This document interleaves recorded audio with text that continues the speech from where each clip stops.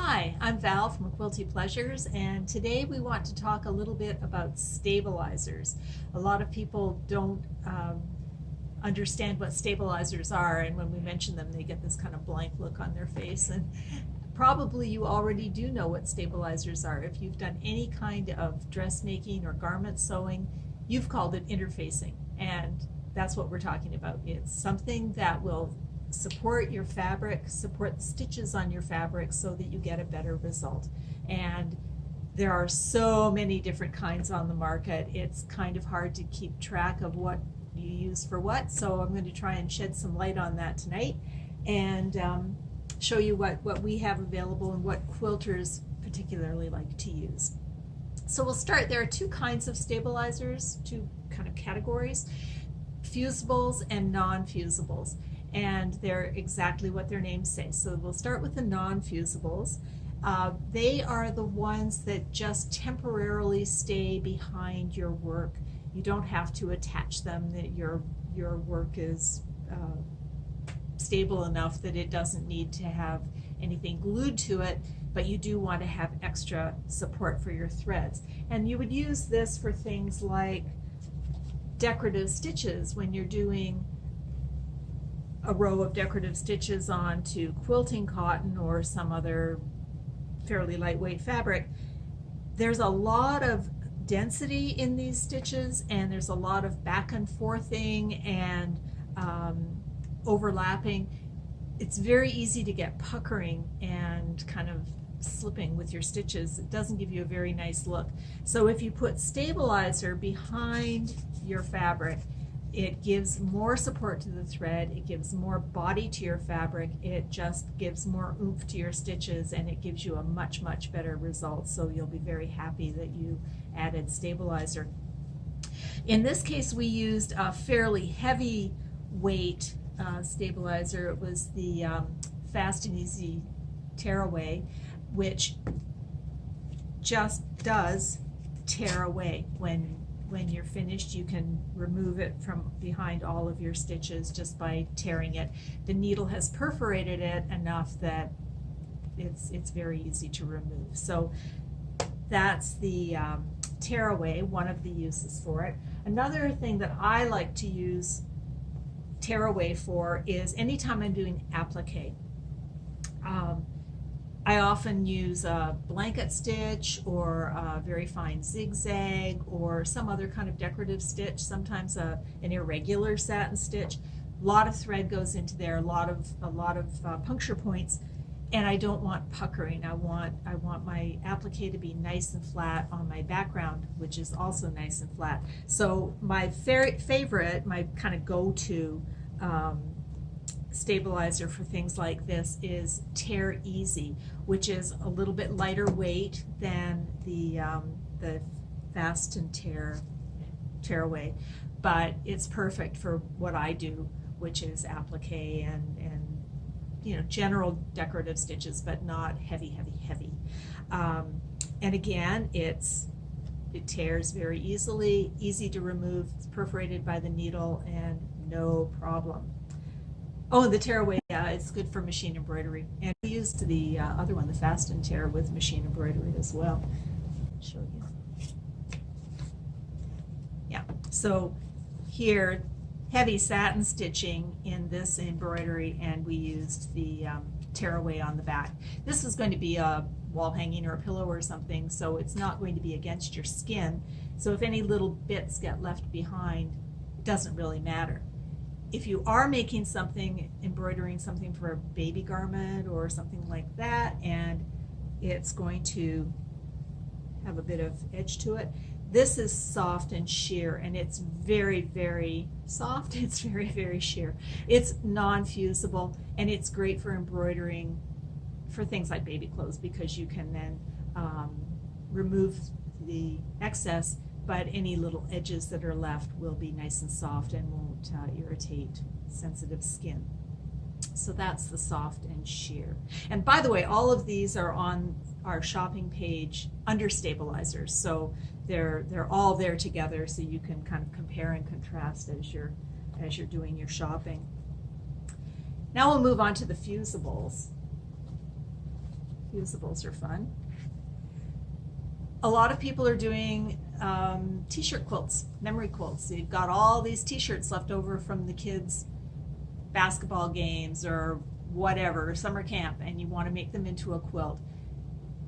Those t-shirts are very, very stretchy. They're difficult to deal with, and the sheer weight fusible interfacing is perfect for stabilizing those knits so that they don't stretch and cause you grief while you're putting them into a quilt. It's got tiny little bumps on the fusible side. It's very easy to tell which side is which. But again, like the soft and sheer, it is very, very fine. It's very soft. So any residue that's left in there is not going to irritate if you're using it on a t-shirt or something like that.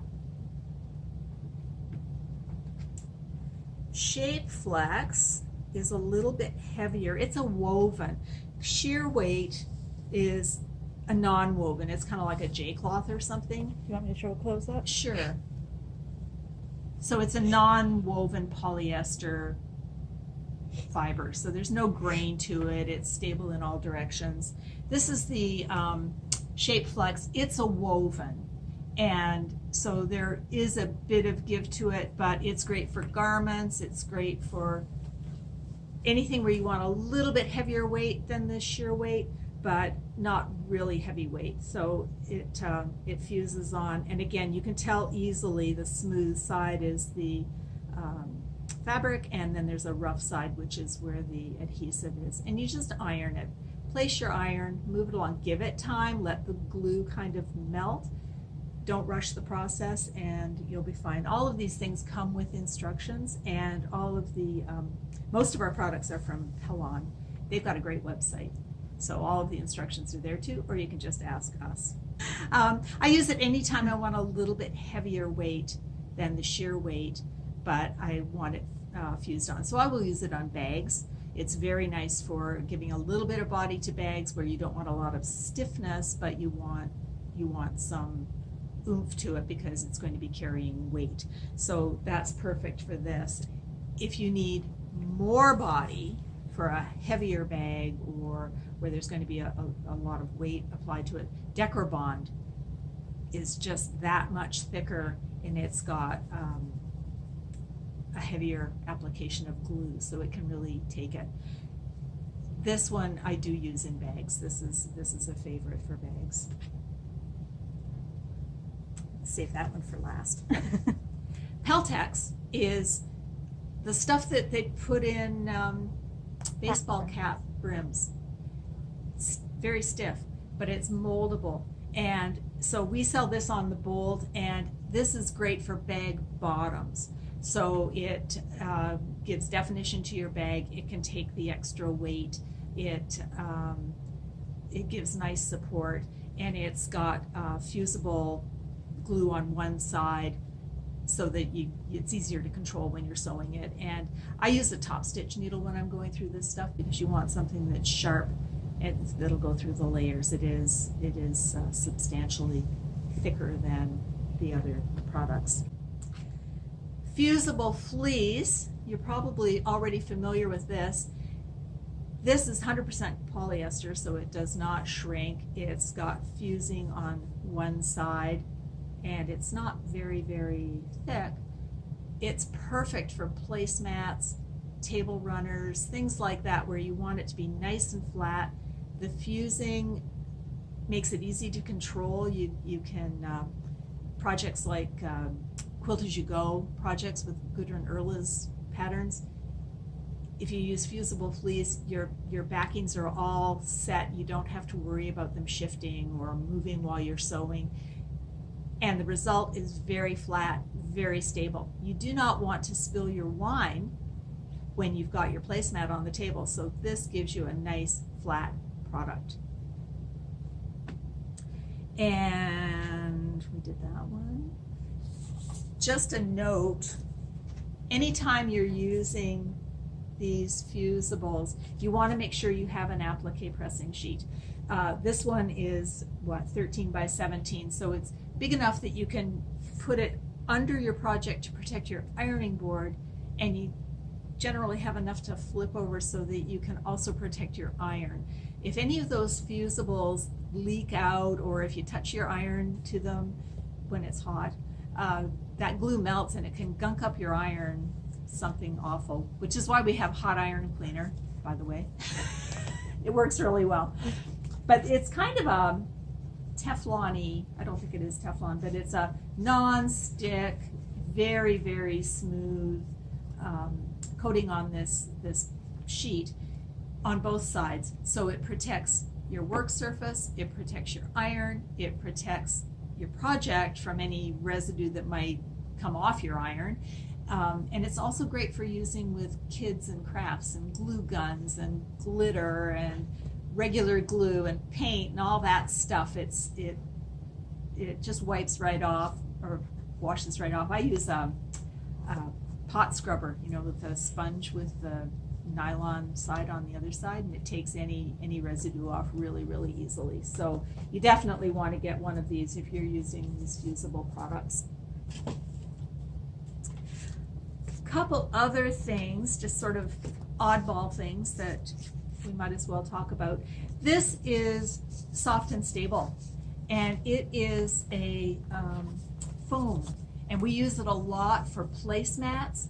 We use it for bags. It is very lightweight. There's one here. So here's a placemat that uses it. It's kind of cushy. It's very nice. So if you're putting your china and things on the table, it cushions it, and it's very quiet, very nice, and flat. Again, your wine won't spill, and it's easy to sew through. It doesn't stretch when you cut it. It's easy to cut, to shape. It doesn't shift or move once it's been cut, so your shapes are going to stay true. We sell it on the bolt, and we also sell it in packages from by Annie. The packaging is 18 by 58 or 36 by 58 inch pieces. And when you take it out of the bag, it's all kind of crumpled up and wrinkled. It steams right out. Just hold your iron over it and it will smooth right out and be easy to deal with. So we love this stuff, and it's great in bags. Here's one. So this was just with stable stuff. There was no batting or anything with that, and it just gives it really nice body and lets it stand up and stay open, and it's a very nice product to work with. So we use it a lot for a lot of different things. If you are into paper piecing, foundation paper is another kind of stabilizer. If you are following a printed pattern, you can do it on regular bond from your computer, but it's very hard on your needles if you're doing that. So these papers have been, we've got two brands. We've got Carol Doakes and then the Martingale one. They're much finer paper. They cut really easily with your needle, so they can be removed easily afterwards. And they are the right size. They can go right through your printer. So you can print your pattern on the paper and just follow along, do your log cabin, do your paper piecing. These were done with the paper piecing method. So the little, oh, this is upside down. Sorry. There we go. A little sushi dress and a little ice cream cone. Just print your pattern on the paper and you're ready to go. And then the other one I wanted to show is Stable Stuff. And this is a really cool product from Ricky Timms. I don't have one open, sorry, but the best way to describe it is it's kind of half polyester, half paper, and it comes in sheets that can go through your printer. You can print your pattern right on the sheet, do your foundation sewing just the way you normally do your log cabin or whatever, and afterwards you have the option. You can either remove it, you can tear it away, cut it away, or you can leave it in your project, and when you wash your project, the paper part dissolves and it leaves just a very, very fine loft. That's the word. A very fine loft, so that you get just a little bit of padding around your work. This is really great with machine embroidery if you're using that for quilting. If you're quilting your blocks with the machine embroidery, it just gives a little bit of padding behind your stitches so that if you have any tension issues or if there's anything going on, it just kind of smooths it out and makes it look really nice. And it's very nice to work with. Again, it's as the name says, very stable, and it's kind of different, so it's fun to play with and try that out. And the last thing I want to show you is something that nobody knows what this is, so I'm going to show you because it's great. This is Quilter's Grid. If you look closely, you can see these light little yellow lines that run north, south, east, west in a 1-inch grid. And this is a fusible interfacing. So one side is very smooth, the other side is slightly rough. We're going to be working on the rough side. This is fantastic when you have a whole lot of squares or rectangles that need to be sewn together in just straight lines. So, for example, our maple leaf, Canada Day is coming up, so you might want to start thinking about this. Our maple leaf is made out of a whole bunch, I forget how many, squares of red fabric, some half square triangles, and squares of white fabric. You can piece those all individually, that's great, but if you want to speed it up, I'm just going to do a little checkerboard here. Okay, so I'm just going to do a little checkerboard. And I'm going to put a gray square and a blue square. And I'm using the lines to line it all up, make sure it's nice and straight. There's another gray square. So I can arrange till the cows come home. And when I'm happy, I'm going to take my applique pressing sheet, put it on top of all that.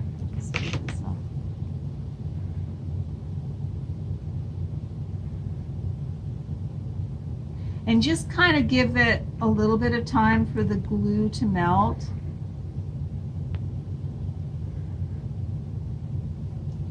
You know, compose a poem in your head or something like that. Let's see if that did it. Now you see here, this is why I used the applique pressing sheet, because I went over the edge and now the guck went onto the sheet and not onto my iron. It's kind of like M&Ms melting in your mouth and not in your hand. All right, so now I've got this. I'm going to just trim it roughly because... Don't cut the iron cord. Okay. And now what I can do is just, see, that's all glued down. I can just fold it, do my 1/4 inch seam allowance, fold it again, do my 1/4 inch seam allowance. If I want to be really, you know, have alternating seam lines and stuff, I can go and clip those intersections. Or if I don't want to, the next round I can just fold it the other direction and sew it. And sew it. And I will end up with all of my intersections meeting, and it takes way less time. It saves thread, it saves time, it saves aggravation, so much easier. So this is Quilter's Grid. I highly recommend it. You can get it straight or on point. So depending on what kind of design you're doing, and I believe we have both, right? So it's a great time saver, and especially when you're working with a lot of squares, it just speeds things up. No pinning, no messing around. It's all ready to go. So I think that kind of wraps it up. There are other stabilizers available. There are meltaways, there are washaways, there are stickies, there are all kinds of things. We don't carry all of them all of the time, but we can special order if there's ever any product that you think would help you out with something. And we have lots of information here about stabilizers. Soon, I hope we'll be able to open and you can come in person and look at some of this stuff and touch it and ask us questions. And so that's a quick little introduction to stabilizers, and I hope I've demystified it. So have fun with it. Thanks.